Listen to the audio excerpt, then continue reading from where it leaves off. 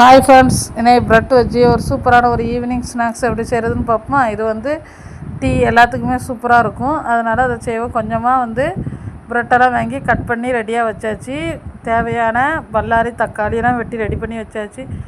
இப்போ கொஞ்சமாக தேங்காய் எண்ணெய் சேர்த்துருக்கேன். அது கூட ஒரு ஸ்பூன் கடுகு, ஒரு ஸ்பூன் ஜீரகம் சேர்த்து நல்லா பொரிஞ்ச பிறகு பொடிசாக கட் பண்ணி வச்சுருந்த வெங்காயத்தை போட்டு நல்லா வதக்கிக்கிடலாம். அது நல்லா வதங்கின பிறகு அது கூட பொடிசாக கட் பண்ணி வச்சுருந்த தக்காளியும் போட்டுக்கிடலாம். ப்ரெட்டுக்கு நான் இன்றைக்கி ஒரு 25 ரூபா அந்த ரேஞ்சில் உள்ள ப்ரெட்டு தான் ஒரு கொஞ்சமாக எடுத்திருக்கேன். அது கூட அதனால் ஒரு 2-3 பல்லாரி கொஞ்சம் நார்மல் சைஸில் கட் பண்ணியிருக்கேன். அது கூட நீங்கள் ஒரு 3 தக்காளி பழுத்த தக்காளியும் போட்டு நல்லா வதக்கி விட்டுக்கிடலாம்.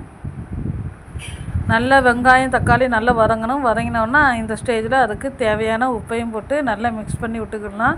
இப்போ அதுக்கு மசாலா போட்டுக்கிடலாம். வத்தல் பொடி ஒரு 1/2 ஸ்பூன் போட்டிருக்கேன், நிறைய போடாண்டா.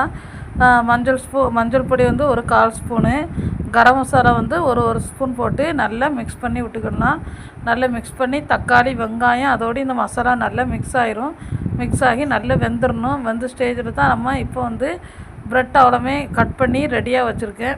இப்போ தக்காளி மசாலா எல்லாமே நல்லா மசிஞ்சு அழகாட்டிருக்கு. இந்த ஸ்டேஜில் நம்ம கட் பண்ணி வச்சுருந்த வெங்காயத்தை கட் பண்ணி வச்சுருந்த ப்ரெட்டு துண்டை போட்டுக்கலாம். குட்டி குட்டியாக சதுர பீஸாக நம்ம கட் பண்ணி ரெடி பண்ணி வச்சுருக்கேன்.